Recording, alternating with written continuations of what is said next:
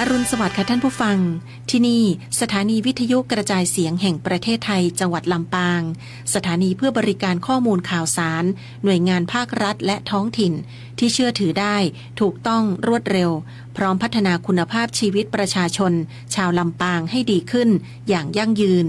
ทำการส่งกระจายเสียงในระบบ FM ความถี่ 97 เมกะเฮิรตซ์จากอาคารห้องส่งเลขที่ 420 ถนนพหลโยธิน ตำบลหัวเวียง อำเภอเมือง จังหวัดลำปาง ตั้งแต่เวลา 5 นาฬิกาถึง 24 นาฬิกา เป็นประจำทุกวัน มีนายสุภชัยกัลปะสันติ เป็นผู้อำนวยการสถานี ช่างเทคนิคประกอบด้วย นายประสานทิมทอง นายแหลมเพชรนันตาแสง นายภูพิงพงศิริแสน และว่าที่ร้อยตรีอาทิตย์วรรณวารีสำหรับผู้ประกาศประกอบด้วยนางกาญจนาอินทานายบรรหารสุยะนางอัชราพรปวงจันทร์และนางสาวชุติการเหล่าชัยค่ะวิทยุแห่งประเทศไทยให้ความรู้คู่ความสุข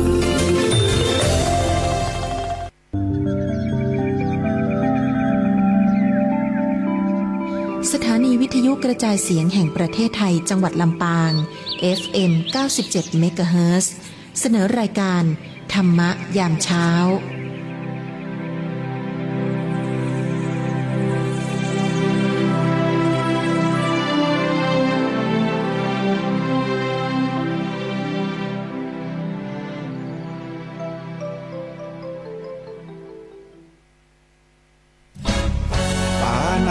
ปาตาเวรมณีอทินนาทานาเวรมณีกาเมมุสาสุราเม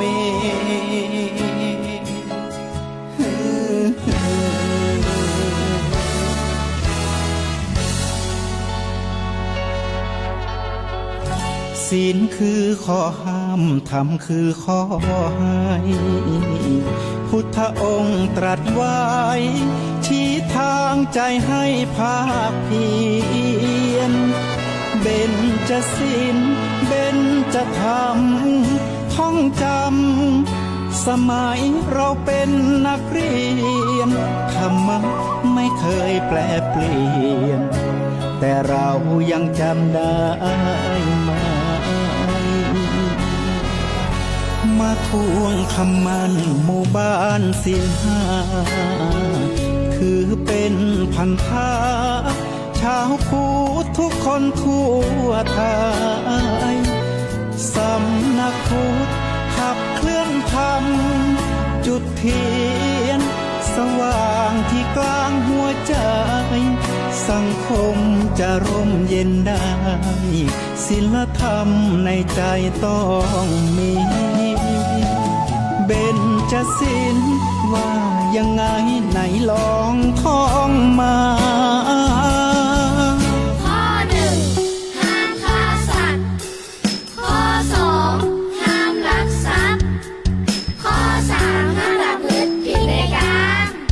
ข้อสี่ห้ามพูดเท็จข้อห้าห้ามดื่มสุราแล้วเบญจธรรมทั้งห้าว่าอย่างไรไหนบอกชัดๆอีกทีข้อหนึ่งเมตตากรุณา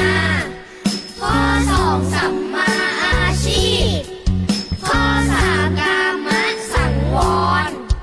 ข้อสี่ต้องมีสัจจะข้อห้าสติสัมปชัญญะศีลห้าข้อธรรมห้าข้อทำใจทำได้สักข้อหรือยังมีศีลสุขล้ำมีธรรมสุขใจวอนพี่น้องไทยช่วยกันใส่ใจจริงจังยุคสมัยสื่อออนไลน์ทั้งโทมโจมตีใจเราทุกทางมีศีลมีธรรมเคียงข้างชีวิตพ้นทาง สุขใจ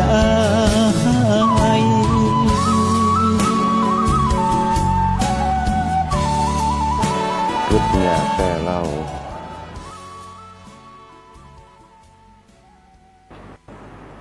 ความเท่ามาเรื่องหลานแหมกาโพดเอาเล็กน้อยกึดหอดความหลังนะซอย16-17อย่างหน้าบ่มีเต็มขั้นหลอดมือไปมาไขว่ทิศเมืองไทยนั่นหรือบ่หอดเงื้อมมือแอวมาหมดเสียงปอง60ปลายเริ่มไม้หม่นเมียงแข่งขาบ่เปียงซ้ำส้นเจ็บแข่งปวดขามีมาตำย่นก้าวแข่งบ่ป้นคันนาความหนุ่มมดซ้อยนะความใดพอหานะตุกเหียนิกายามมาหนังขี่นะเกาะผูกเกาะฟ้าหันนาแต่นี่หันหน้านี่นะยามเมื่อเก่ามีความเจ็บยามลูกก็โอ้ยนะนั่งเมินก็เป็นเน็บนะมากินแข่งหันนั่งเมินเมื่อก่อนนั้นเล่าพอเศร้าห่างเหินจะเดินมาตึดวันทั้งอย่างนั้นนั่งเศร้าสังขารของคนเฮาเดี๋ยวนี้เนาะนั่งตายคนหนุ่มเหลือน้อยเต็มที่เหลือแหมนิดแน่ชีวิตมองขีสังขารเฮามีส่งคืนเตือนเจ้าส่งคืนเพื่อเจ้าวันนี้ได้เอาข่าวความเท่าของสังขารร่างกายมาปรงสังเวชนะว่าสังขารร่างกายเฮานี่เนี่ยเพิ่นว่าเป็นสิ่งที่บ่อยากได้นะก็ได้มานะแบบว่าใครได้มานะก็ใครได้มานะเอามาเล่ามาม่วนให้ฟังนี่ข่าวมาจากตังเชียงใหม่เนี่ยนามแฝงเปิ้นคุณลุงอังขึ้นเสียงอาจจะขาดหายในคณะสัตยาติโยมทั้งหลายเนี่ยเข้าภาษาปีแห้งนะสัญญาณว่าใครดีนะสัญญาณอินเทอร์เน็ตนะอันนี้ก็อีกน้อยหนึ่งนะวันก่อนวันเข้าภาษาวันอาสานี่ก็บ่ได้อันนี้จัดรายการสักกรรมหนึ่งตื่นเจ้ามานี่มันก็ถึงคนเฒ่าคนแก่เพิ่นก็มาเจ้ากันนะปั่นเพิ่นว่าปั่นป้อนต้านกันเข้ากันช่วงวันอาสาฬหบูชาวันเข้าพรรษาบางผู้บางท่านเพิ่นก็มาเจ้านะตี4ตี5นะปั่นรถถีบมากันบางผู้บางท่านเพิ่นมาเจ้ามาขวายคนจะนักนะในช่วงเข้าพรรษานะในช่วงวันอาสาฬหบูชาบางผู้บางคนเพิ่นก็มาก่อนนั่นก่อนหน้านั่นก่อนวันอาสาของมาตานกันก่อนนะตานคือ เนี่ยญาติพี่น้องญาติกาวงศาพี่น้องที่ได้ล่วงลับรับผ่านไปเมื่อนานมาอันนี้ก็เป็นฮีตเก่าเมินมานะที่เฮามีกันในช่วงเข้าพรรษานี่เฮาก็จะได้กินถูกกินไอขวัญเตียนต่างๆดอกไม้ที่คณะสัตยาติโยมปากันนำเอามานะเป็นสถานที่รวบรวมขันธะของหอมขันธะก็คือกลิ่นต่างๆของหอมต่างๆเนี่ยว่าจะเป็นดอกไม้ว่าจะเป็นธูปว่าจะเป็นเทียนนะสิ่งเหล่านี้เพิ่นเฮาว่าสัมผัสกับกลิ่นนะสัมผัสกับกลิ่นสัมผัสกับเพิ่นเฮาว่าธรรมชาติทั้งหลายนะเนี่ยคือคนเฮาได้เกิดเติงหาแล้วก็เกิดสติคือเกิดความระลึกได้สิ่งเหล่านี้มันเป็นสัญญาณเตือนเฮาหมดทุกอย่างบ่ว่าจะเป็นไอแห่งฝนไอแห่งความหนาวนะไอแห่งความร้อนมันจะมีหันอย่างนะหน้าฝนมันก็จะเปิ้นห้องไอดินนะมันก็จะขึ้นมามันจะเนี่ยเฮาจื่นใจ3ไอดินฝนตกใหม่ๆเนี่ยมันก็เป็นโอโซนเหมือนกันถ้าวิทยาศาสตร์เปิ้นห้องโอโซนบ้านเฮาเปิ้นห้องว่าไอดินกินไอดินหน้าหนาวเนี่ยมันก็จะทราบกินเปิ้นห้องว่าเปิ้นห้องว่ากินของโอโซนมาจากยอดไม้ต่างๆที่มันโดนฝนที่มันเป็นน้ำค้างมันเป็นธรรมชาติของมันมันจะไปตามดูกันวันนครโป้มก็จะกินดอกละกินดอกที่มันโดนความร้อนนะไอร้อนไอเย็นไออุ่นนะมันจะเกิดขึ้นนะตามมวลแห่งธรรมชาติหลายนะที่เขาจะได้สัมผัสกัน และอันนี้ก็เป็นไปตามธรรมชาติในช่วงก็บ่ทราบว่าคนเฒ่าคนแก่เขาก็จะไปวัดไปว่าไปรับศีลฟังธรรมกันสร้างบารมีธรรมกันเนี่ยบางคนเราอ่อนยุคใหม่เราเขาได้สนใจในเรื่องของสิ่งเหล่านี้เนี่ยพอไปสนใจปุ๊บเนี่ยคณะสัตยาติโยมลองมาสังเกตพอเนี่ยคนในยุคปัจจุบันเขาเนี่ยจิตใจนี่จะเหี้ยมโหดหนักขึ้นว่าใครฟังไตฟังเหนือว่าใครฟังกรรมคนว่าผู้รักผู้ใหญ่ว่าใครฟังธรรมคนเฒ่าว่าใครฟังกรรมคนเฒ่าคนแก่ผู้มีอาวุโสทั้งหลายเพราะเราอ่อนยุคใหม่มาได้มีศีลมีธรรมมาได้มีความสำนึกเพราะนั้นวันก่อนอาตมาภาพก็เลยบอกญาติโยมทั้งหลายที่เป็นมีโลภพยายามให้เขาวัดพองไม่ใช่ผลกาสิ่งแวดล้อมภายนอกอย่างเดียวสิ่งแวดล้อมภายในตัวถ้าคนเขาบ่ได้นึกถึงความเป็นธรรมชาติความมีหลักเหตุหลักผลคือมันเนี่ยความเชื่อเนี่ยมันจะบ่เกิดเหมือนกับเขาทำฟังธรรมะบ่เชื่อเพราะบ่เชื่อปุ๊บกับอารมณ์การตั้งจิตเนี่ยมีสมาธิมีสติสัมปชัญญะเกิดขึ้นเพราะเขาธรรมะเขามีความเชื่อเป็นพลังเชื่อให้เชื่อตัวเก่าเนี่ยเกิดความเชื่อมาเอาหิ้วใส่หิ้วอย่างมาเนี่ยเอามาใส่เข้าตอกดอกไม้จัดยังลำดับกันนั่นแหละคือสิ่งที่เอาจัดเลี้ยงบอกว่าจะเป็นเอาดอกไม้ใส่ปูจาพระเจ้าปูจาไฟโป๊บเอาตอกเข้าเอาธูปเข้าวางเอาจุดเตียนนั่นแหละบนห้องศีลคือการสำรวมรวบรวมเนี่ยคือเกิดบนว่าความเชื่อมั่นเขาทำได้โป๊บมันก็อย่างนี้คือเป็นหีบเป็นหอยความเชื่อมันก็จะเกิดเนี่ยเขาเป็นแบบเป็นแผนขึ้นมาอย่างก็ตามที่เขาทำขึ้นมาโป๊บที่เขาทำจนชินน่ะมันเกิดความเชื่อตรงนั้นเนี่ยเขาเกิด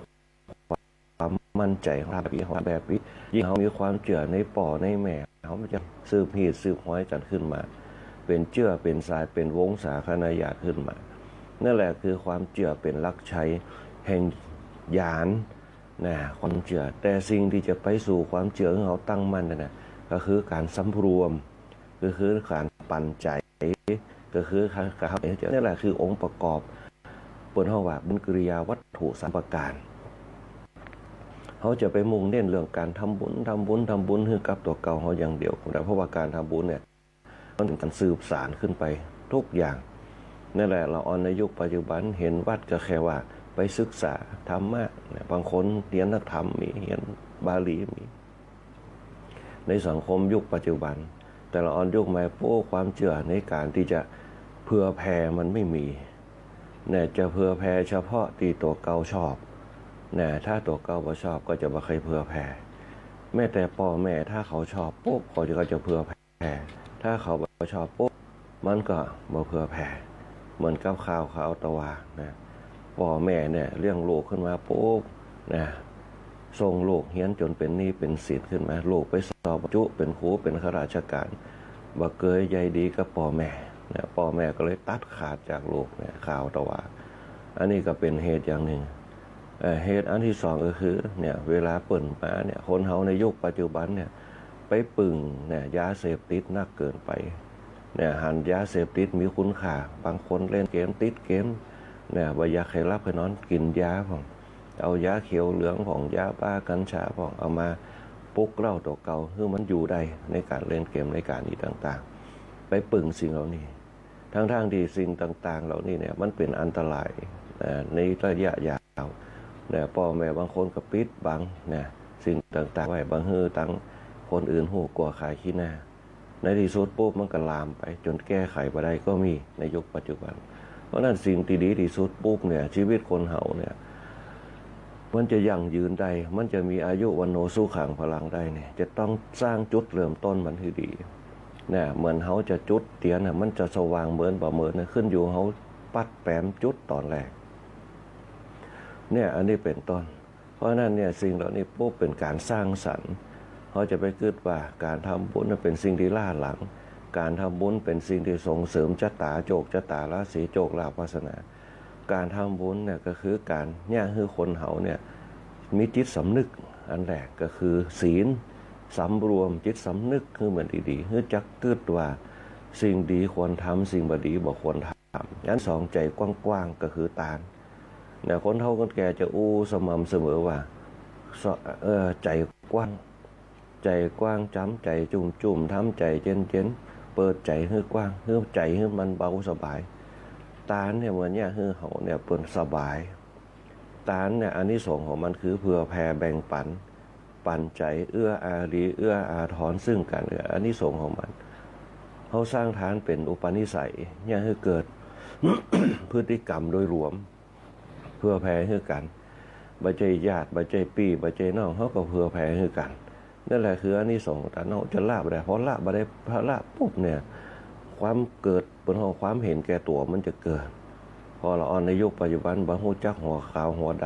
ำเนี่ยจะขี่รถมาบางคนเอารถไปจนคนเฒ่าก็มีคนเฒ่าบางขี่รถไฟฟ้ามาปุ๊บบอกฟังแน่บอกฟังหลับบิดใส่อย่างเดียวในสมัยแต่ก่อนเนี่ยในบ้านเก่าเนี่ยคณะสถาญาติโยมในหมู่บ้านเนี่ยจะว่ามีการเกิดเหตุตีรถจนกันเนี่ยว่าเดียวปุ๊บหนอนในยุคสมัยใหม่มันบอกเคยฟังละหนึ่งบอกหูจักหีดจักหอยบอกหูจักศีลบอกหูจักไว้เนี่ยการกระทบกระทั่งคนเฒ่าคนแก่มาหลอนในยุคสมัยมาเฮียนหนังสือสูงเนี่ยเหมือนกับคนบักเก่าคนว่าเนี่ยหลอนตัวเดียวเนี่ยลวกเหงาเนี่ยเคยไปเตะตีตั้งบ้านเฮาเนี่ยคนเฒ่าเปิ่นมาถามหลอนประเดียวนี่ลวกเหงาเนี่ยเฮาฟังแล้วพบลวกเหงาเนี่ยแต่บางสมัยแต่ก่อนเหงาแล้วลวกเนี่ยลวกเหงาคือเฮียนสูงแต่เอาตัวบลอดเนี่ยคนสมัยแต่ก่อนว่ามีความหู้เนี่ยมีน้าเป็นปั่นมีให้เป็นบ่ฮู้กี่ไรเนี่ยเลี้ยงลูกเป็น10คนได้เนี่ยโดยเฉพาะเลี้ยงลูกด้วยข้าวเนี่ยข้าวปั้นเนี่ยกล้วยหน่วยเนี่ยอันเนี้ยเลี้ยงกันมาแต่ละอ่อนแต่ละคนโจ๊บออกมามีความรู้หนึ่งมีศีลธรรมมีความกตัญญูต่อพ่อแม่รักษาทรัพย์สมบัติของพ่อแม่เนี่ยบัดนี้เราคุ้นพ่อแม่เนี่ยอันนี้คือคนยุคสมัยแต่ก่อนเนี่ยคนในสมัยประเดี๋ยวปุ๊บเนี่ยอันอย่างน้อยปุ๊บเป็นเรื่องเป็นราวขึ้นมาเนี่ยเดี๋ยวก็ลงซื้อเดี๋ยวก็ยั้งกันต่างๆวุ่นวายในสังคมยุคปัจจุบันสังคมยุคใหม่เนี่ยคนสังคมยุคใหม่ปุ๊บยิ่งเขาพอมือถือนักต่อใดปุ๊บเนี่ยเขาจะหู้ข้อมูลนักพอหู้ข้อมูลนักเหมือนกับวุ่นวายบางทีซื้อแต่ผ่องจุผ่องเขาเก็บมาคิดเพราะฉะนั้นเนี่ยคนที่ปฏิบัติธรรมเป็นยังบอกว่าในโลกนะพวกคนที่จะปฏิบัติธรรมคนหู้ธรรมจะมีสติมีสัมปชัญญะมีปัญญาที่หู้จักตัวเก่านักที่สุดเรื่องของเขาก็คือเรื่องของเขาเรื่องของเขาคือเรื่องของเขาที่เพิ่นบอกว่าโลกแตกนะโลกแตกคนเขาจะแตกจากพฤติกรรมศีลธรรมจริยธรรมนะปานาติบาตเปลี่ยนกันแม้แต่กกเถียงกันเนี่ยทำลายร่างจนขั้นทำลายร่างกายกันปุ่นเนี่ยเบียดเบียนกันด้วยวาจาบัญญัติฟังกันเนี่ยในยุคปัจจุบันว่าเจอลองสังเกตว่าหมู่บ้านนั่นหมู่บ้านนี้ขึ้นมาปุ๊บเนี่ยแปลงเป็นพรรคเป็นพายกันในยุคปัจจุบันคือความแตกแยกละในสมัยแต่ก่อนจะว่ามี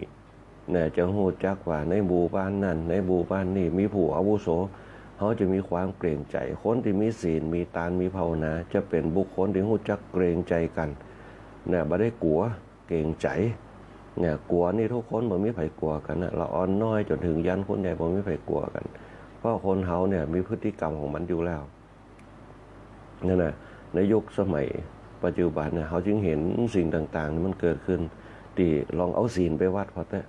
มีข่าวทุกวันนะแม้แต่ตัวเก่าเองแม้แต่สิ่งรอบข้างเองเนี่ยปาณาติบาตอาทินนาทานกระจุหลายหลอกลวงกันนะเป็นวันไปอันนี้คือเข้าหากันได้ยากในยุคปัจจุบันเราเนี่ยอาทินนาทานกาเมก็เหมือนกันบ่ฮู้จักเพศจักไว้น่ะละอ่อนจันประถมกับใครเป็นหนุ่มเป็นสาวอายุน้อยๆเยาวชนกับใครเป็นวัยรุ่นก็อยากให้เป็นไปมีครอบครัวเนี่ยพอมีครอบครัวปุ๊บเอาตัวบลอดปุ๊บเนี่ยก็เปลี่ยนอย่างกันไปติ๊กๆเนี่ยในสังคมยุคปัจจุบันเนี่ยคือความเป็นศีลธรรมไม่กลับมาโลกาจะวินาศเพราะนั้นคนที่จะปฏิบัติธรรมจะมีบนห้องว่าจะมีจรรยามารยาทจะมีจริยธรรมจะมีจิตสำนึกจะมีศักดิ์ศรีจะมีศักดิ์ศรีความเป็นมนุษย์ศักดิ์ศรีความเป็นคนว่าคนเฮาเนี่ยเป็นมนุษย์เนี่ยมันเป็นเฮาว่าสุดยอดอยู่แล้วแห่งความเป็นมนุษย์เนี่ยมีโอกาสได้ทำประโยชน์มีโอกาสได้สร้างบุญสร้างกุศล เนี่ยคนเราถ้าอยู่ในศีลมีจิตสำนึกอยู่ในศีลจะมีสติมีสัมปชัญญะอันนี้คือศีลคือความเป็นปกติถ้าความแบบปกติมันจะยังผิดปกติไปเนี่ยแม้แต่การโอ้การจาเนี่ยในยุคปัจจุบันเนี่ยการโอ้การจาในยุคปัจจุบันบางครั้งโอ้กันไปโอ้กันไปโอ้กันไปโป๊บหาสาระบ่ได้เนี่ยโอ้เรื่องไปปุ่นซดเพ่โอ้เพ่ซดปุ่นโอ้เรื่องสงครามโอ้เรื่องการเงินเนี่ยในยุคปัจจุบันในสมัยก่อนปัจจุบันโอ้เรื่องการกินการอยู่เนี่ยเขาต้องแกงเขาในยุคก่อนโอ้แต่ว่านี่แกงยังเนี่ยมันใช้ผ่องสบายดีก่อนเนี่ยเป็นเมื่อยเป็นไข้หายหรือยังเนี่ยอันเนี้ยเพิ่นจะอู้กันเนี่ยเพิ่นจะบอกอู้ในเรื่องการเมืองมันก็แม่นอยู่ว่าในยุคปัจจุบันเป็นยุคข่าวสารไอทีในยุคแต่ก่อนก็มีเหมือนกันวิทยุ เนี่ยมันก็เลยมาหันแบบอย่างในยุคปัจจุบันมันเห็นแบบอย่างเนี่ยพอเป็นแบบอย่างขึ้นมาปุ๊บมันก็ทำกันเนี่ยในสังคมยุคปัจจุบันเราเนี่ยมันมีแบบอย่างขึ้นมาเพราะแบบอย่างขึ้นมาก็ต้อยแบบอย่างเพิ่นบางคนต้อยได้ก็หลอดไปต้อยบ่ได้ก็คือทิ้งชีวิตไปบนโลกนี้ในยุคปัจจุบันนี่แหละคือสังคมยุคใหม่เพราะนั้นนะเพิ่นจึงบอกว่าศีลเนี่ยเป็นตัวเนี่ยจัดระเบียบเพื่อคนเขาเนี่ยหนึ่งมีสติมีสัมปชัญญะที่ปกติเนี่ยอยู่ไหนก็แคล้วขาดปลอดภัยอยู่ไหนก็จะมีอานิสงส์อันนี้หรือว่ามีเนรมิตขึ้นมาได้มันปรากฏการณ์มันอยู่ที่ธรรมะเนี่ยเป็นตัวสุดท้ายที่มันจะการกองเนี่ยคือเกิดอภินิหารก็เนี่ยคือเกิดปรากฏการณ์ก็เนี่ยจะเนี่ยช่วยเหลือเขาในย้ำขับขันก็มันอยู่ที่ธรรมะเนี่ยเขาสะสมบุญมานะแต่เขาบอกมีธรรมะปุ๊บเนี่ยมันก็บ่เกิดปรากฏการณ์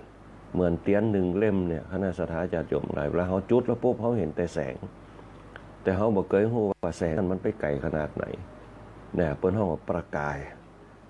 เนี่ยก็คือสีทั้งหมดเนี่ยที่มันออกมาเป็นแสงหนึ่งแสงที่เป็นสีส้มสีแดงนั่นนะกว่าจะมาเป็นแสงได้เนี่ยมันจะต้องมีสีขึ้นมาก่อนทุกอย่างมันเป็นปรากฏการณ์เหมือนกับลุ่งเจ็ดสีฝนตกแล้วไม่ปุ๊บมันจะเกิดปรากฏการณ์ธรรมะนี่คือปรากฏการณ์คนที่ปฏิบัติธรรมเนี่ยจะเกิดธรรมะเขาเรียกว่าฌานเนี่ยฌานเนี่ยจะเป็นร่างกายเขาที่เขาสามารถจะสัมผัสได้ว่าเขามีความสุขขนาดไหนคำว่าฌานตรงนี้แหละถ้าเขาได้มาปุ๊บมันจะเป็นอานิสงส์เนี่ยแม้แต่เขาอยู่เฉยๆเนี่ยวันก่อนอาตมาไปกราบมันจะมีคนมาขอสตังค์อยู่นะเซเว่นเนี่ยอาตมาพาเวลาไปไหนปุ๊บอาจจะมาพาจะสังเกตพฤติกรรมบุคคลแต่ละคนเขาหากินเป็นยังไงบางคนบางประเภทบางคนก็มานั่งอยู่นั่นนะบางคนมานั่งนะจะมาขอสตังค์ถ้าเขาบอกมีจิตใจไปหาเขาเฉยๆนะอยู่เฉยๆปุ๊บเขาจะทำอย่างกระทำตามที่เขาทำแล้วเขาก็เดินหนีไปเหี้ยปุ๊บเนี่ยมันก็บ่เกิดอย่างขึ้นทางว่าเมตตาก็ใจเขาเมตตาแต่เขาเมตตาบางสถานที่ถ้าเขาเมตตาบางหูจักสถานที่มันก็จะติดนิสัยคนวันนี้เวลาหันหน้าเขาปุ๊บมันจะหูละเขามีเมตตามันจะฮือ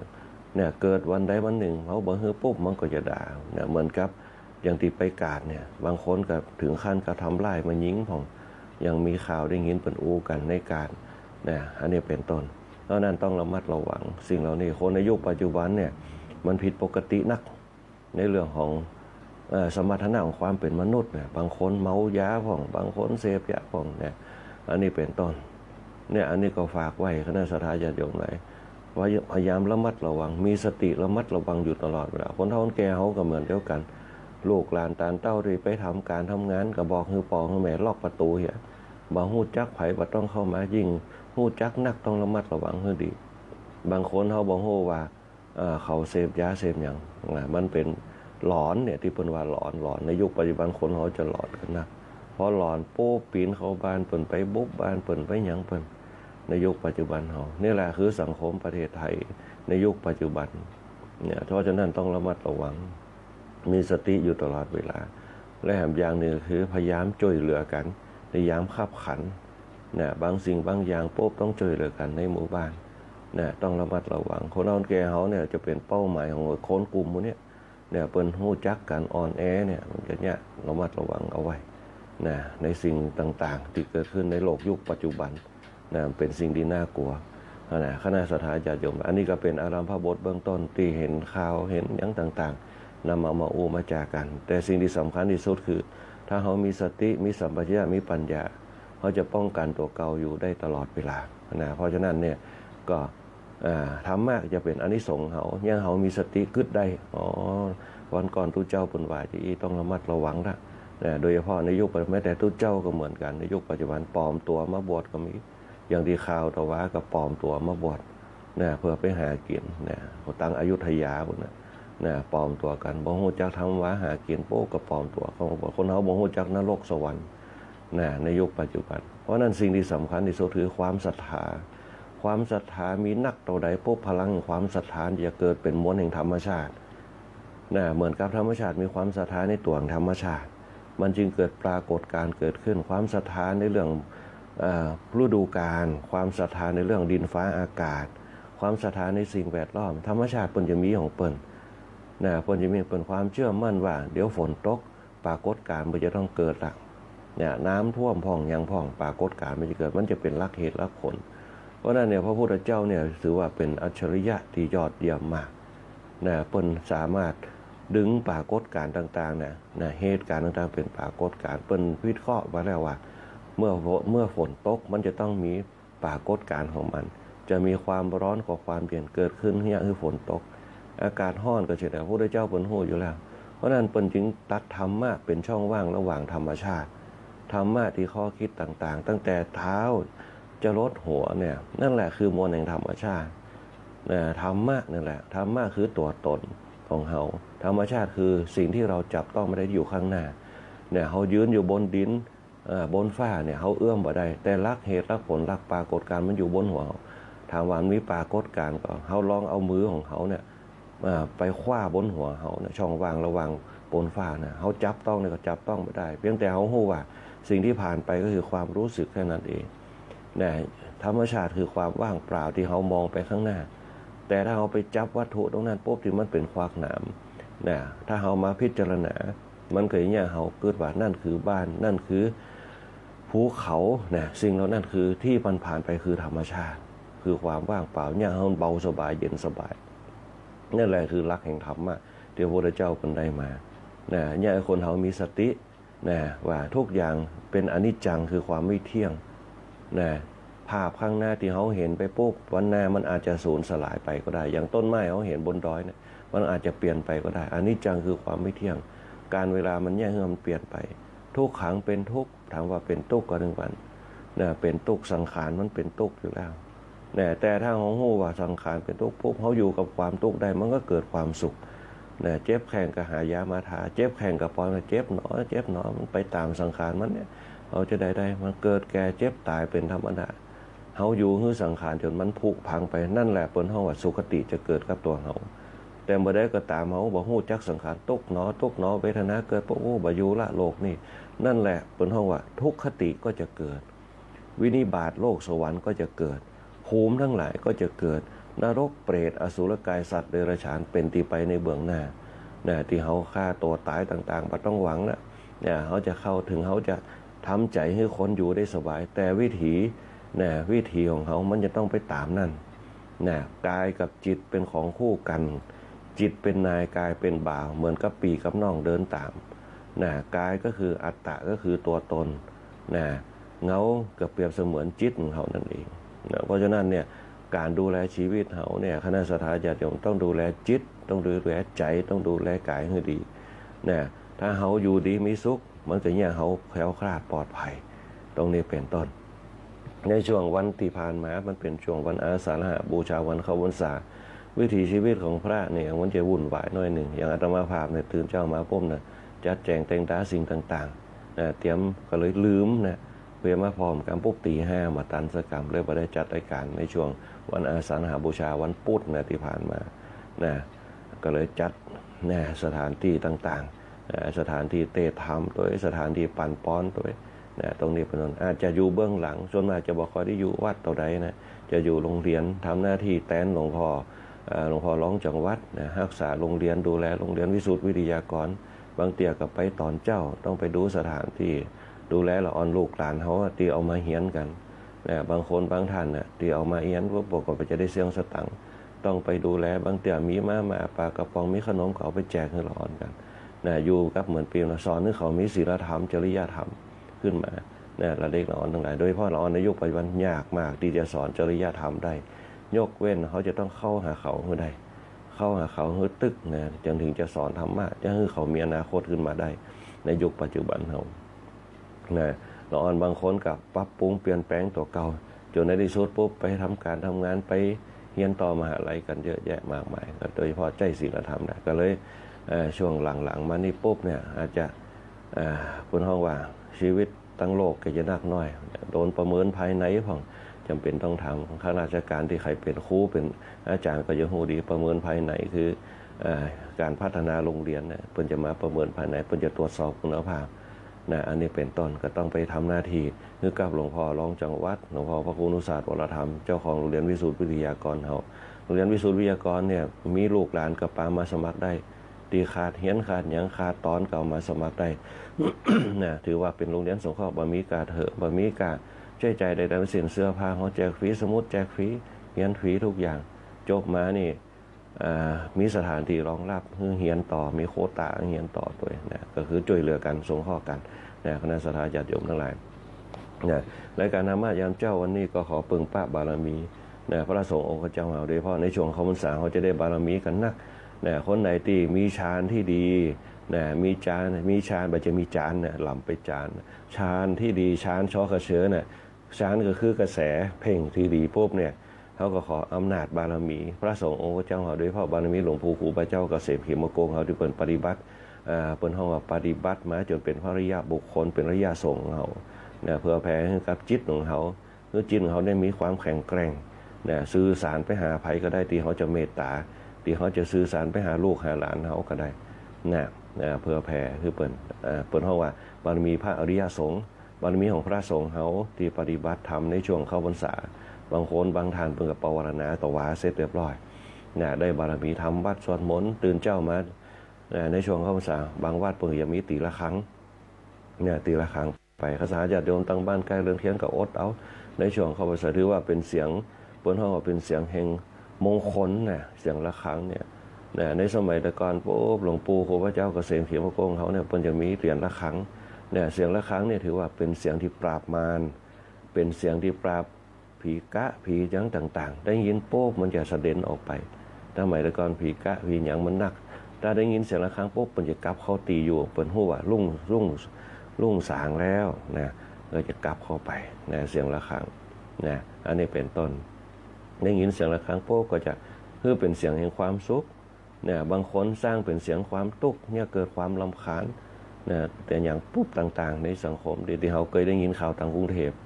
นะตีละครั้งแต่ถ้าเขาทำเสียงละครั้งเป็นเสียงมงคลปุ๊บไอ้อย่างก็ตามเนี่ยคณะสัตยาญาติโยมทั้งหลายถ้าเขากำหนดให้มันดีปุ๊บนะกำหนดให้มันดีทุกอย่างมันก็จะดีหมดเหมือนกับนิสัยแต่ละคนนะบางคนถ้าดีกันดีแต่ถ้าบดีกันปุ๊บเนี่ยแทบจะทำไล่กันนะทุกอย่างแต่ว่าของเขาทำดีที่สุดบ่ว่าจะเป็นทุกข์บ่ว่าจะเป็นสุขบ่ว่าจะมีเรื่องมีเล่ากันเนี่ยทุกอย่างมันไม่จีรังยั่งยืนเนี่ยปฏิบัติจิตหนูเก่าให้มันดีคิดดีทำดีพูดดีเนี่ยสิ่งดีๆก็จะตามมาเนี่ยตรงนี้เป็นต้นก็อำนาจบารมีพระสงฆ์องค์เจ้าเขาที่ฟังรายการธรรมะยามเจ้าอยู่ก็ตามตีตัวสวดมนต์ทำวัดอยู่ก็ตามตีปฏิบัติศาสนากิจก็ตามกรณียกิจ4ก็ตามเนี่ยขอปามเพ็งบารมีสังฆรัตนะเฮาเนี่ยเพื่อแผ่กับคณะสัตยาญาติโยมทั้งหลายตัวแล้วก็อีกด้านหนึ่งก็ลืมมาได้คือสวทลำปางเฮาวันนี้เฮาได้หัวหน้าประสานทีมท้องควบคุมภาพควบคุมเสียงคำหมู่เฮาทั้งหลายนะแล้วก็เจริญพรขอบคุณครับผู้อำนวยการสถานีคุณสุภชัยกรปสันติโดยที่เป็นผอ.สวทลำปางคือเวลาออกอากาศคุณกาญจนาอินทาหัวหน้าฝ่ายรายการคุณก้อยอัชราพรพ่วงจันทร์คุณแอลชุติการเราใช้คุณบรรหารสุญญาเป็นต้นนี่คือทีมงานสวทลำปางเฮาที่อำนวยความสะดวกคือกับพระสงฆ์องค์เจ้าเขาบอกว่าจะเป็นพระครูสิริธรรมบัณฑิตเจ้าวาดวัดมิ่งเมืองมูลพระครูสถิธรรมวิพัฒน์เจ้าวาดวัดมาลัยศิลาทองเจ้าหน้าตำบลพิชัยเขต3ที่มาบรรยายธรรมกับคณะสัตยาญาติโยมทั้งหลายทุกวันเสาร์วันอาทิตย์ที่มาจัดรายการกันอันนี้เป็นต้นแล้วก็ไฟช่างเขาลืมบ่ได้เลยผู้ปิดทองหลังพระหัวหน้าประสานทีมทองคุณแหลมเพชรนันทแสงคุณภูเพียงพศิริแสนช่างต่อวัตถีร้อยตีอาทิตย์วันณวารีเป็นต้นทุกคนทุกท่านก็ทำงานบริการประชาชนมีสื่อข่าวสารต่างๆเปิดเกี่ยวมารายงานมาแจ้งให้ทราบกันบอกว่าจะเป็นอย่างต่างๆสวัสดิการข้าราชการสวัสดิการของเจ้าบ้านเขาตีผ่านมาแล้วก็ตั้งข้อมูลตั้งฐานผู้ว่าเขาตัว ทั้งขนส่งจังหวัดทั้งโรงพยาบาลทั้งศึกษาธิการจังหวัดเฮาตัวทั้งชมรมผู้สูงอายุเฮาตัวนะปอาจารย์นันทรีปารดาเฮาตัวนะที่เปิ้นมาอำนวยความสะดวกให้ข่าวสารต่างๆให้ความนันทนาการกับคณะสัตยาญาติโยมทั้งหลายแต่ละวันไปเปิ้นกับบรรละบัญญังในสื่อตรงนี้เป็นเปื้อนกูคิดเมื่อเปื้อนครูคิดมิตรครูบ้านให้กับคณะสัตยาญาติโยมทั้งหลายตัวนะสุดท้ายเดี๋ยวเขาจะมาทักทายกันกับคณะสัตยาญาติโยมของเรานะที่มาสร้างบารมีธรรมรวมกันนะในวันนี้คณะสัตยาญาติโยมทั้งหลายเขาก็จะเดินเตยก้นพระพุทธเจ้าเขาอย่างที่เขาเคยอู้กันไปนะ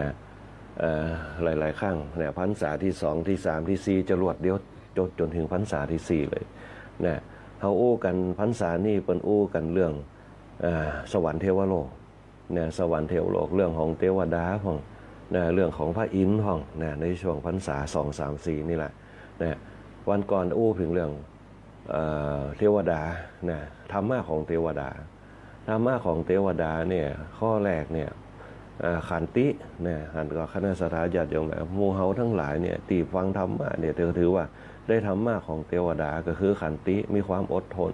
บางคนอาจจะบอกว่าโอ้ท่านอารัมภบทหนักเกินไปลูเนี่ยยังบ่เข้าธรรมะสักเตือนเนี่ยเฮาก็มีจิตตีตั้งไว้เนี่ยการจะขี่รถขับรถจะต้องอุ่นเครื่องให้ก่อนก่อยสตาร์ทโป๊บอุ่นเครื่องซะก่อนก่อยดำเนินการไปอารัมภบทให้ก่อนเนี่ยอย่างคือจิตเขาอ่อนไปอ่อนน้อมไปอ่อนโยนไปปุ๊บเนี่ยก็ค่อยเข้าฌานไปเนี่ยเสียงก็คือเสียงข้อมูลก็คือข้อมูลแยกให้เป็น เสียงก็คือสติข้อมูลก็คือสัมปชัญญะเนี่ยแยกออกไปได้เนี่ยขันติเนี่ยความอดทนเกิดขึ้นมาความอดทนสร้างความอดทนให้ได้อาจจะนั่งเหมือนไปน้อยนึงเนี่ยคมใจจะเข้าเนื้อหาแบบขันติอดทนไปเนี่ยอันนี้เป็นห้องธรรมะของเทวดาเนี่ยนะเกิดขึ้นกับเทวดาตนแรกก็คือเวปจิตติอสุรินนะเวปจิตติอสุรินแล้วก็พระอินทร์เนี่ยธรรมะเกิดขึ้นมานะธรรมะสันติกับโสรัจจะนะสันติกับโสรัจจะที่เขาอู้กันไปคราวก่อนนะแล้วก็วันนี้จะอู้ถึงเรื่องความเพียรนะความเพียรเนี่ยลองมากึศถึงว่าเขาทั้งหลายคณะสัตยาญาติโยมลองกึศย้อนไปอดีตคนเฒ่าแก่เขานี่ขันติความอดทนมีเป็นเลิศเนี่ยให้อย่างเป็นอยู่ด้วยกันได้เนี่ยคนเฒ่าแก่2ผัวเมียเนี่ยอยู่กันจนเฒ่าได้นั่นแหละคือความขันติเนี่ย2เป็นมีความเพียรอยู่ด้วยกันได้ปุ๊บเนี่ยส่วนมากลองสังเกตพอเนี่ยคนเฒ่าไม่ยิงจะอยู่สวนเนี่ยจะถนัดในเรื่องสวนปลูกพืชผักสวนครัวคนเฒ่าประจาจะอยู่กลางต้งไปไถนาไถหยังนี่แหละคืองานของแม่หญิงกับประจาคนเฒ่าแก่ในยุคสมัยแต่ก่อนเนี่ยเปิ้นจะฮู้เลยเนี่ยบ่เขือกะพริกกะบ่ทั่วกะหน้านี่เปิ้นจะไปของเปิ้นคนเฒ่าแม่หญิงก็จะไปละยกเว้นว่าวันไหนก็ตามที่เปิ้นจะขึ้นก้างเนี่ยก้างพักแคบก้างบ่ทั่วปุ๊บเปิ้นจะฮือคนเฒ่าประจาไปช่วยตัดไม้มาแปลงก้างนี่แหละคือวิถีชีวิตเนี่ยขันติความอดทนมันเกิดขันติความอดทนมันเกิดขึ้นได้ยังไงต้องสังเกตว่าลองเอาละอ่อนประเดียวเนี่ยจบปริญญาสัก10 ใบเนี่ยจะเต่าหมู่เฮาคนเฒ่าแก่ได้ก็มามีทางเนี่ยความขันติของเฮาเนี่ยบางคนไถนาเนี่ยไปพอไถนาเอาปลูกเข้าเนี่ยในสมัยประเดียวซ้ำมักง่ายหวานอย่างเดียวพ่นยาเหี้ยเนี่ยคนเฮาจึงเป็นโรคกันนักพ่นยาเนี่ยยาฆ่าหญ้าเนี่ยสะสมในเมล็ดข้าวยอดข้าวเนี่ยบางเตี่ยปูปลาเนี่ยในน้ำบ่มีหื้อหันน่ะกุ้งหอยปูปลามันโดนยาเนี่ยในสมัยแต่ก่อนปุ๊บกินได้หมดกุ้งหอยปูปลาเนี่ยหน้านี่ปุ๊บเนี่ยหน้าหนาปุ๊บมันจะดักไซกุ้งกันตามกุ้งกันตามธรรมชาติหอยพ่องปลาพ่องนะในยุคสมัยแต่ก่อนเนี่ยอันนี้คนเฒ่าแก่เฮาในยุคสมัยแต่ก่อนเพิ่นเนี่ยมีความเพียรเนี่ยขันติเนี่ยความอดทนความเพียรพยายามไถนาได้ปุ๊บเนี่ยนาบ่ฮู้กิ่งไห้เนี่ยเพิ่นไถได้นะควายเห็ดตัวเปิ้นเห็ดตัวทั้งๆดีในยุคก่อนบ่มีรถไถว่าเดียวปุ๊บเนี่ยน้ำแทบจะบ่มีนะไถนาแห้งกันนะเอาน้ำตาของน้ำสูบดินของมาใส่กันนะในยุคสมัยแต่ก่อนกับยุคสมัยเดียวเพราะฉะนั้นเนี่ยคณะสัตยาญาติโยมทั้งหลายนะว่าต้องตามก้อยน้อยใจภูมิใจในตัวเก่าว่าขันติเฮามีสูงความเพียรเฮามีสูงนั่นแหละเปิ้นเฮาว่าปูชนียบุคคลเนี่ยหาได้ยากแต่ละออนบะเดียวมันมองบ่เห็นเนี่ยมันมองแต่เปลือกนอกเปลือกในมันมองบ่ถึง เนี่ยมันก็เลยกึดถึงว่าพ่อแม่ก็คือพ่อแม่เนี่ยอย่างตีข่าวกันไปในยุคปัจจุบันบางคนลืมธรรมะของพ่อแม่ไปบางคนลืมนาลืมให้ที่เปิ่นขายทรงเหียนก็มีนะในยุคปัจจุบันเฮานะอันนี้เป็นต้นอย่ากลับมาอยู่กับเฮานี่นะน้อยคนนักที่จะกลับมาอยู่นะถิ่นฐานบ้านเกิดไม่ได้พระบาทสมเด็จพระเจ้าอยู่หัวรัชกาลที่9เฮาเพิ่นจึงสอนว่าอย่าลืมรอยเท้าตนเองนะอย่าลืมห้อยตีนตัวเก่าอย่าลืมกำพืชตัวเองรักถิ่นฐานบ้านเกิดจงภูมิใจในถิ่นฐานบ้านเกิดตัวเองโครงการกับถิ่นฐานบ้านเกิดเศรษฐกิจพอเพียงที่เปิดเกิดขึ้นมาในยุคสมัยเปิดเขาว่าอยู่บ้านเขาเป็นเมืองเกษตรเป็นเมืองกสิกรรมจะได้เขาก็ลืมกำพืชนี้ไปบ่ได้ เขาทำธุรกิจในการวิจัยดินของเขาให้ดีๆเปิ้นยิ่งบอกว่าพระเจ้าหัวรัชกาลที่9เขาเป็นดินพระราชินีเปิ้นเป็นน้ำเป็นป่าเปิ้นจึงตั้งตัวของเปิ้นว่าจะอันเลยเพราะฉะนั้นสิ่งที่มันยั่งยืนที่สุดคือธรรมชาติที่เขาเป็นอยู่มันจะมันยั่งยืนแล้วชีวิตเขายั่งยืนไปตัวเพราะนั้นแกเขาจึงมีความเพียรสูงมีความเพียรสูงเปิ้นถึงมีความเพียรจนในที่สุดปุ๊บอายุเปิ้นจะนักคนนั้นแกในยุคปัจจุบันเปิ้นสะสมพลังภายในเปิ้นเอาไว้ตั้งแต่เริ่มต้นนักอายุเปิ้นยืนบางคนอายุ90ยังคนจมเห็นปอนตายก็ว่าตายอายุก็นักขึ้นนิดนึงก็ต้องไปจบมันถึงเวลาไปมันของมันคนเดียวมันเหมือนเก้าไม้เก้าชำฉามันพวกตายโป้มคณะสถาญาติโยมบางคนบอกว่ามันมีเจี้ยมละแต่ในที่สุดปุ๊บเชื้อของมันเป็นสปอร์หรือมันเป็นเชื้อรามันก็งอกขึ้นมาปุ๊บมันก็เป็นต้นชำฉาขึ้นมาอยู่ดีแหละเหมือนกับต้นไผ่ต้นไผ่ถึงมันจะตายถึงก่อปุ๊บมันก็เป็นต้นหญ้าขึ้นมาแล้วมันเป็นต้นไผ่มันขึ้นมาแหมคนเขาก็เช่นเดียวกันเขาอาจจะไม่ได้มาเกิดในตระกูลที่เขาเป็นอยู่ในยุคปัจจุบันเพราะของเขามันพัฒนาสูงกว่าในด้านพลังจิตของเขาอาจจะเกิดในตระกูลเท่ามหาเศรษฐีอาจจะป้าลูกของเขาพบจาดได้ก็ตามมาเป็นลูกจ้างเขามาเป็นทาสบริวารคนรับใจเขาแต่ชะตาตรงกันมีความผูกพันเหมือนกับลูกกับหลานก็ได้บางคนก็เกิดมาเป็นสัตว์เลี้ยงเขาตีหูจักตอบโต้กับเขาหูจักกุลเขาสัตว์บางตัวบางคนห้องมาจีหมาในสถาญาติโยมแต่บางคนห้องหมาบางคนห้องปุ๊บถึงจะเป็นเจ้ากระคบอยู่แต่บางตัวบ่ครบเลยยอมคือทุกสิ่งทุกอย่างเปิ้นห้องว่าจิตมันบ่เหมือนกันเวลาไปเกิดมาปุ๊บมันอาจจะไปเกิดในเทวโลกมันจะเทวภูมิก็ได้ในอบายภูมิก็ได้มันบ่แน่นอนเสมอไปมันขึ้นอยู่กับเฮาสร้างสมเอาไว้คนเฒ่าคนแก่เฮาเปิ้นมีความเพียรสูงความเพียรสูงปุ๊บอายุเปิ้นเลยนักพลังภายในเปิ้นมีความเพียรเกิดความศรัทธาคือความแกร่งกล้าแข็งแกร่งศรัทธาคือความแข็งแกร่งความแข็งกล้าเอาไม่ใช่ว่าศรัทธาวัดนั่นสภาวัดนี้อย่างเดียวศรัทธามันไปอยู่ที่จิตของเขาปุ้นถ้าเขาสร้างศรัทธาให้เกิดความเชื่อมั่นเหมือนกับเขาเชื่อมั่นตัวเก่าคนเฮาแก่เปิ้นเชื่อมั่นตัวเก่าถามว่าจบวิศวะมาก็บ่จบแต่แปลงบ้านได้จบช่างมาก็บ่จบแต่ซ่อมรถได้เป็นจบอันนี้มาก็เป็นอย่างเกี่ยวกับเกษตรมาก็บ่จบแต่สามารถทำไร่ไถนาได้ทำนาอย่างต่างๆได้หมดเลยปลูกพืชปลูกหยังหลังจากเสร็จจากนาก็ปลูกทั่วขุดบ่อเลี้ยงปลาก็ได้ดังๆดีบ่ได้เรียนมาเลยธรรมชาติมันจะสอนแนวเราแก่เฮานั่นแหละเป็นห้องความเพียรบนสวรรค์มันเป็นจุดเริ่มต้นคือธรรมะข้อนี้เกิดกับบุคคลทั่วไปถ้ามีขันติคือยังน้อยกว่าเทวดาน้อยอยู่ในสติของเขาสองความเพียรวิริยะก็อยู่ในตัวเขาพระพุทธเจ้าก็เคยสอนเหมือนกันคณะสัตยาติโยมทั้งหลายพระพุทธเจ้าสอนว่ามนุษย์คนเขาทั้งหลายถ้ามีความเพียรมากก็บรรลุเป้าหมายได้มากถ้ามีความเพียรน้อยก็บรรลุเป้าหมายได้น้อยวิริเยนะทุกขามัจเจติคนจะล่วงทุกข์ได้ด้วยความเพียรบางคนว่ามีความโหด้านการค้าการขายให้อย่างมากล้ามาขายได้บางคนบักเกยมีไปเป็นผู้รับเหมาได้มีเปิดอาตมาภาพอยู่คนหนึ่ง เรียนจบวิสุทธ์เนี่ยวิสุทธ์วิทยากรม.6เนี่ยไปเป็นช่างผู้รับเหมาเนี่ยโครงการหลายหมื่นหลายล้านเนี่ยอันนี้วันก่อนกันได้โทรศัพท์อูกันจบม.6เนี่ยบัดได้จบช่างบัดได้จบวิศวะบัดได้จบอย่างสิอย่างแปลงบ้านได้เป็นหลังเนี่ยโครงการคำนวณต่างๆได้เนี่ยเพราะอาศัยอย่างเพราะอาศัยครูพักรักจำเกิดมาจากความเพียรเหมือนกับคนเฒ่าหอสมัยแต่ก่อนเนี่ยไปเป็นลูกน้องเปิ้นไปเป็นลูกน้องเปิ้นปุ๊บกลับมากับประกอบอาชีพเก่าได้เนี่ยไปแปลงมุ้งลวดผ่องไปแปลงอลูมิเนียมผ่องไปเป็นช่างเชื่อมผ่องเนี่ย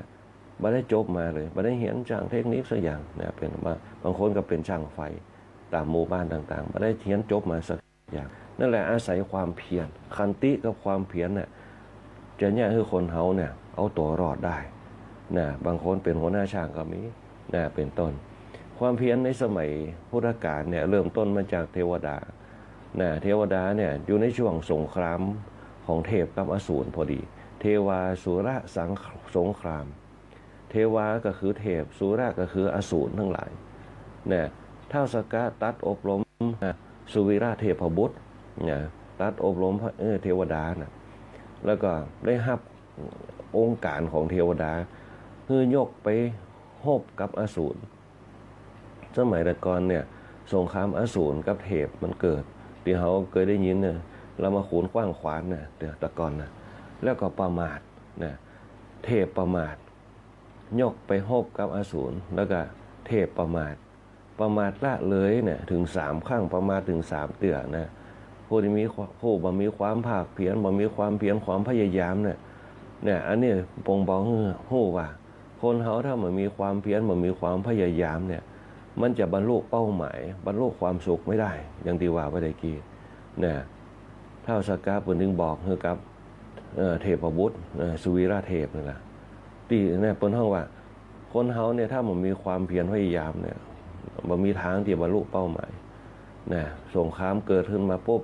คนเฮาถ้าจะบรรลุถึงความสุขได้เนี่ยจะต้องมีความเพียรพยายามเนี่ยเกิดความศรัทธาให้ได้ศรัทธาคือยอดแห่งสติในการแก้ไขปัญหา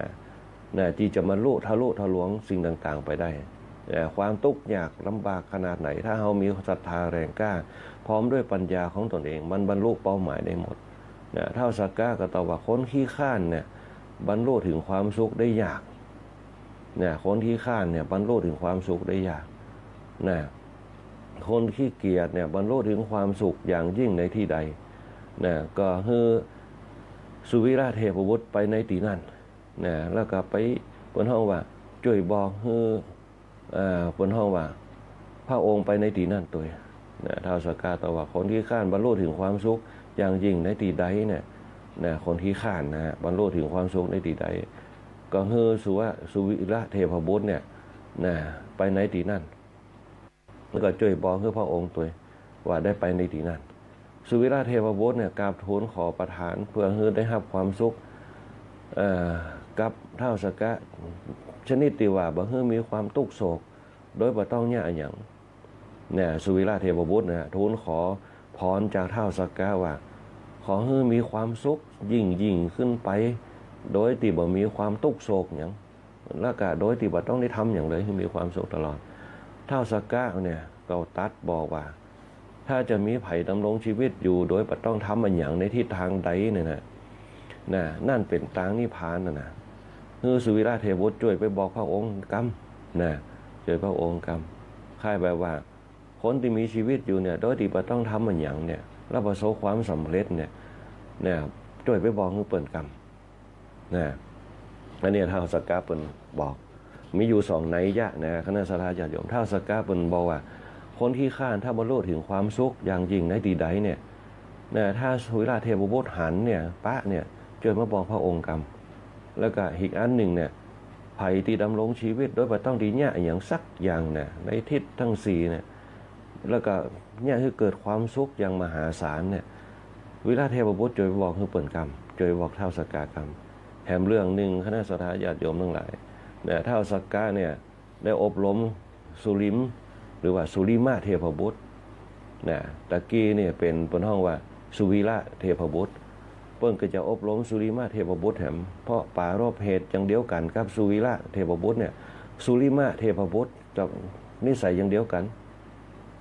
เนี่ยเท่าสักกะอบรมสุริมาเทพบุตรแถมเพราะมีความคิดอย่างเดียวกับสุวิระเทพบุตรพระพุทธเจ้าได้ทรงเล่าเรื่องเท่าสักกะเนี่ยในอดีตนิทานมาว่านะเปิ้นได้เตือนภิกษุทั้งหลายนะบวชแล้วก็ภาคเพียรพยายามเพื่อจะบรรลุธรรมก็ยังบ่ถึงสักเตือนะภิกษุทั้งหลายเนี่ยบวชมาแล้วโป้ภาคเพียรพยายามเนี่ยเพื่อให้ถึงธรรมที่ยังบ่ถึงเนี่ยแล้วก็ธรรมะที่ยังบ่บรรลุเนี่ยนะแล้วก็ทำให้แจ้งเนี่ยทำให้แจ้งซึ่งธรรมะเนี่ยซึ่งยังบ่ทำให้แจ้งเนี่ยคือเกิดขึ้นเนี่ยพระพุทธเจ้าตรัสไว้เนี่ยในสงครามระหว่างเทพกับอสูรเนี่ยในข้างหนึ่งเนี่ยยังมีหมู่ฤาษีฤาษีผู้ทรงศีลมีพฤติกรรมมีจริยวัตรอันงดงามมีความคิดเห็นว่าพวกเทพที่ตั้งอยู่ในธรรมเนี่ยตั้งอยู่ในธรรมส่วนอสูรเนี่ยบ่ตั้งอยู่ในธรรมจะมีภัยมาจากอสูรเทพที่ตั้งอยู่ในธรรมเนี่ยส่วนพวกอสูรบ่ตั้งอยู่ธรรมจะมีภัยจากอสูรจึงปากันไปหาสัพพะอสุรินสัพพะอสุรินขออภัยในเรื่องทักษิณาทานหรือว่าขออภัยทานก็ได้ขออภัยทานฝ่ายสัมภระอสุรินได้กล่าวว่าบังฮื้ออภัยแก่พวกฤาษีชั่วร้ายซึ่งคบกับท้าวสักกะอสูรนี่เพิ่นจะบ่ใครถูกกันกับผู้ทรงศีล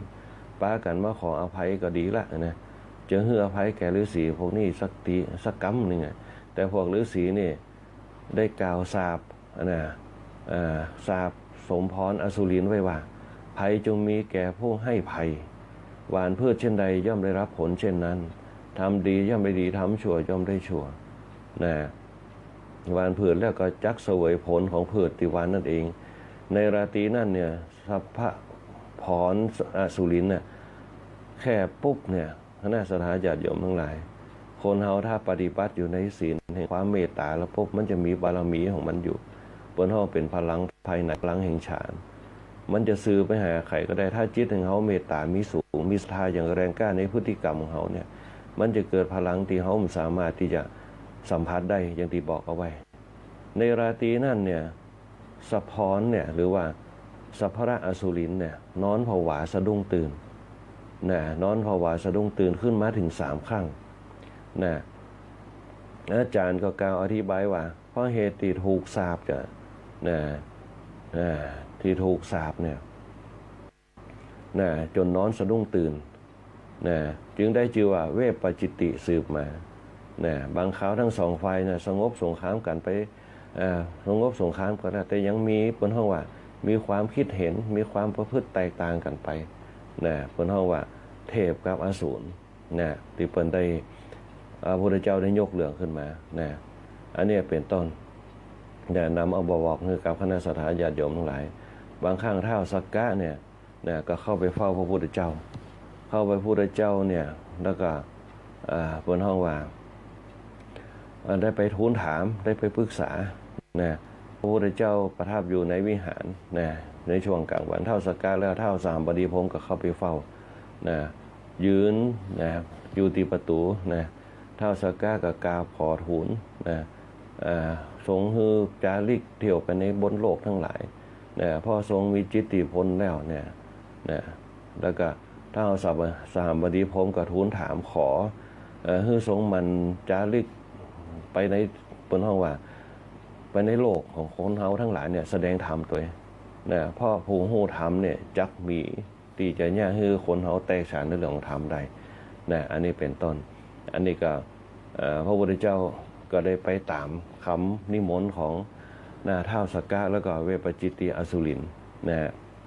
อันนี้เป็นต้นในเรื่องของความเพียรของเทวดาทั้งหลายที่เพิ่นอยากจะให้พระพุทธเจ้าเขาเนี่ยไปเตือนสติให้กับหมู่คนทั้งหลายบนโลกมนุษย์ของเขาอันนี้เป็นต้นอันที่สองเนี่ยเป็นห้องว่าความบักโกรธบนสวรรค์เนี่ยพระพุทธเจ้าจะสอนให้ตัดความโกรธเอาไปได้ในเรื่องความอดทนในความภาคเพียร นะในความบาโคดไผ่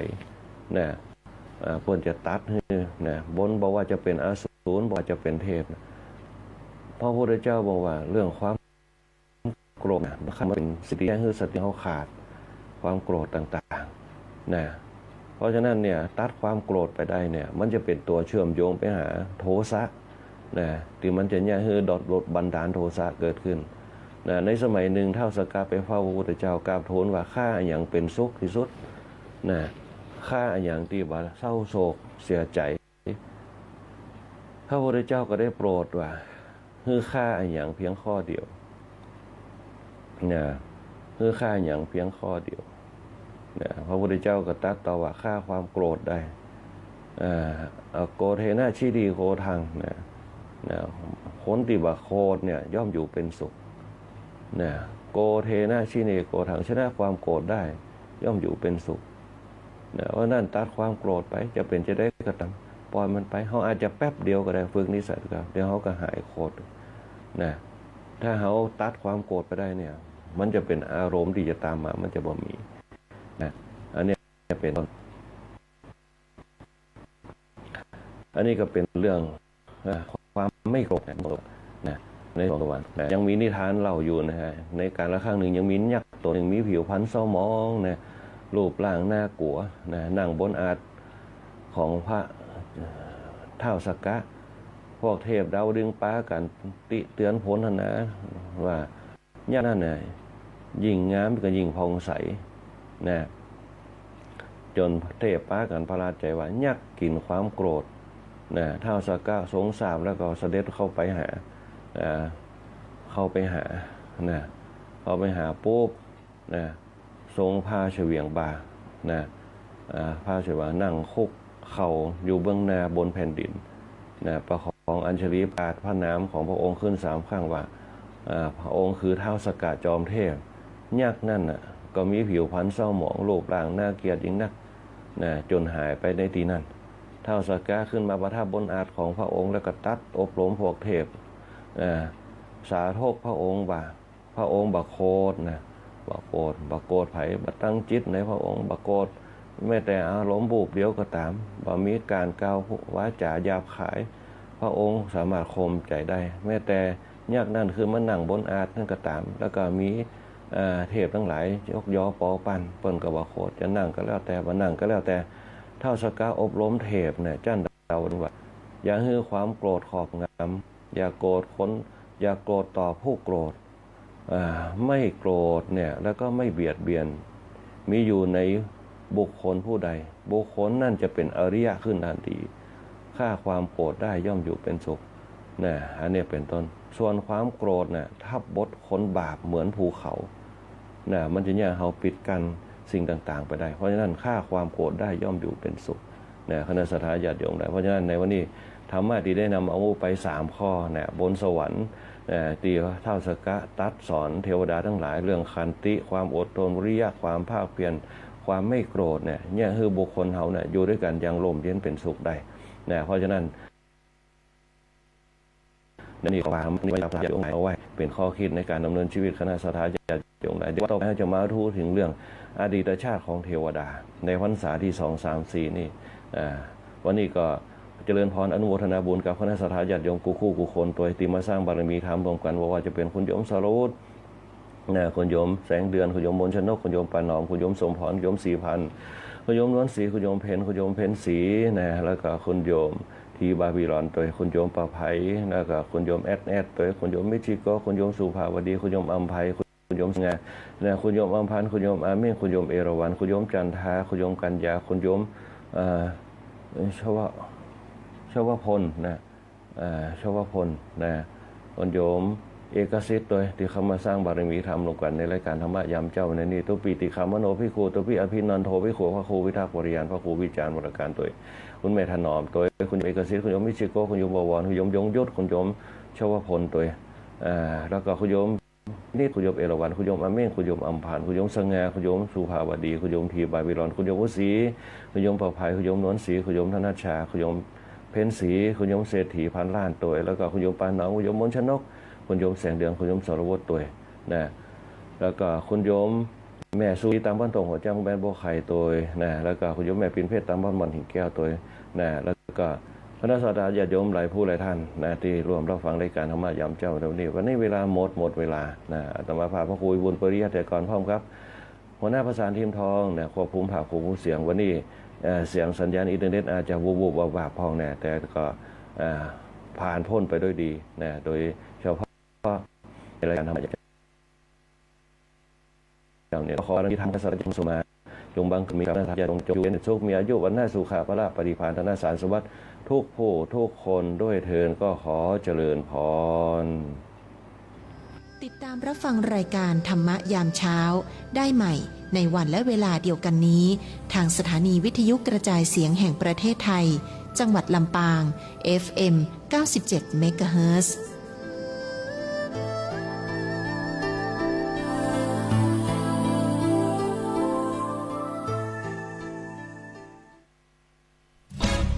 ปานาติปาตาเวรมณี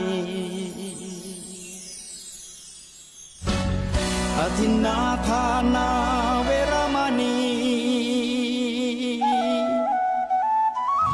กาเมมุสาสุราเม